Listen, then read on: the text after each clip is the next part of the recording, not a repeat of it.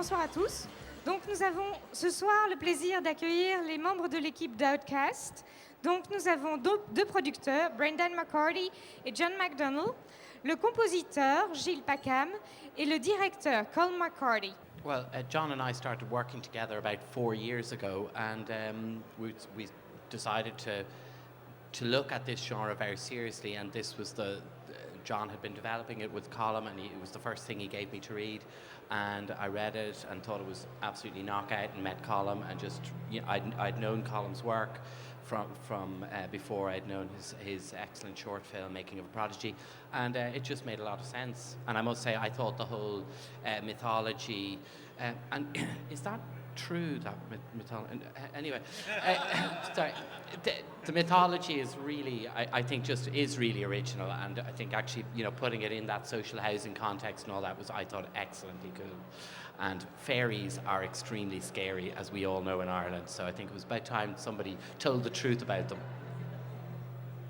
Actually, I don't know that much about Scottish and Irish mythology, apart from the fact that there are a lot of werewolves, fairies, and stuff like that. What other things could you tell us about this mythology and this folklore? It's all true. That's the most important thing to know. All this shit is true. It's real.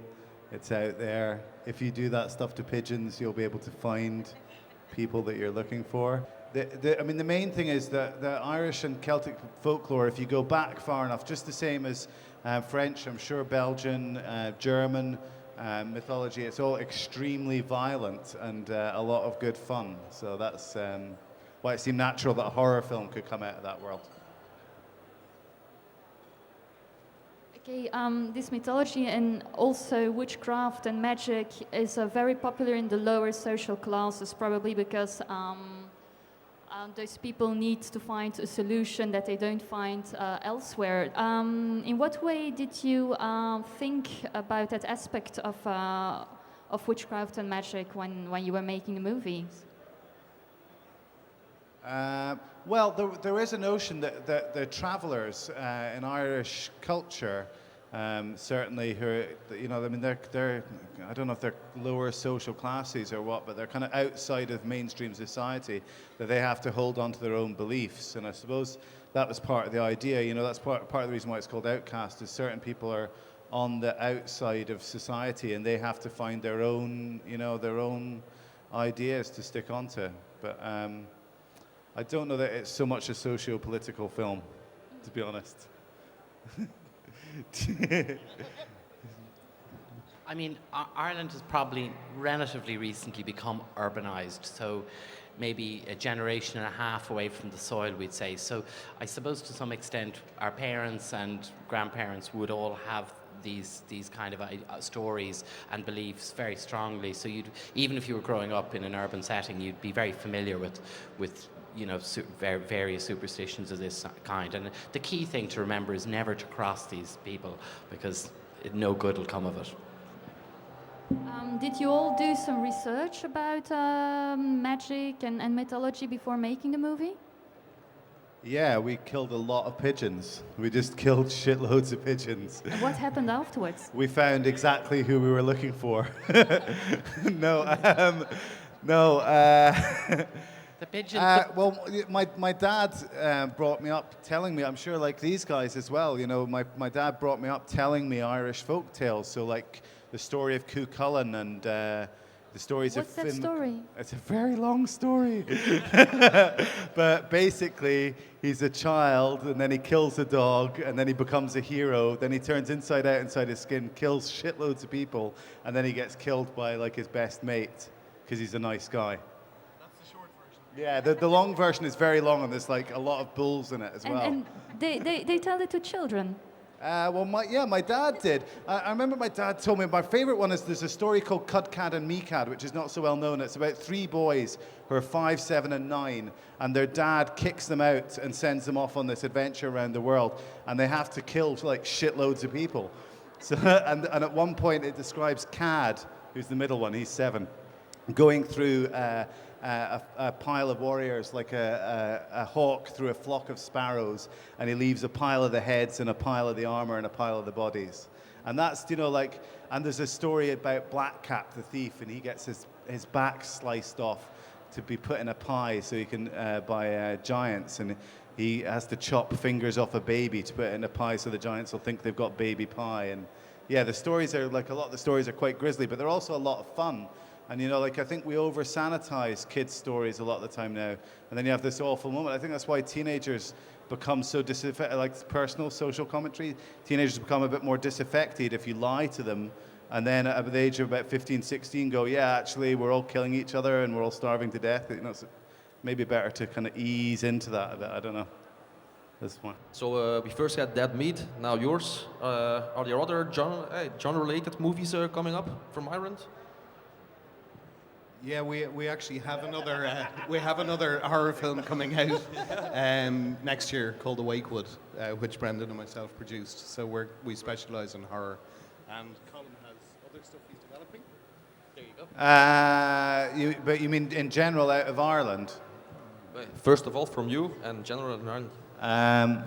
Yeah, I think I don't know what my next film will be, but I'd quite like to do a superhero film, the same as Outcast, but with superheroes instead of a horror film, on a council estate. A superhero on a council estate. I don't know. But yeah, this Wakewood is going to be terrific, though. Yeah, great. Just to say, there's yeah, we're very focused on horror films, and especially Satan, whom we love. But there was a good Irish film that was shown earlier this week called Savage, and the director is just down there, Brendan Muldowney, and that was a really excellent film. Well, a last question. Yeah. So I got a question about The Creature. I really liked it. I think it's really old-fashioned. There's no CGI, just morphing the effect. And can you talk about the creation of The Creature? How did you create it? Yeah, we did it as a claymation. We had some plasticine. We got some dark blue and some dark green plasticine. No. So we knew that we wanted to use a real person and not to try and do like a pure CGI thing, because I think even if you've got a lot of money, like I think I Am Legend, they had $40 million for post-production for digital effects, and I don't know anybody that thinks that the creatures are amazing in that film, you know, because it's just a very difficult thing to do, CGI, something that's basically a human form, because we're so familiar with it. So we started with a real human being, and we got a guy called Ian White to play the beast. He was the Predator in the last two Alien vs. Predator films, and he's just been the Cyclops, I think, in the Clash of the Titans. And he's a great physical performer, really lovely bloke, 7'1", and he's like a black belt in 4 different martial arts. So he's physically quite an interesting person to start with. And then we got Paul Hyatt, who he did the creature design for The Descent. We got him to work on the prosthetics. And we started with Ian naked, and then we put some prosthetic musculature and stuff on him, and we covered him in KY jelly, and then we made him run about at night in Scotland in the middle of winter, minus 10 degrees. And but we still get on. He still likes us. It's okay.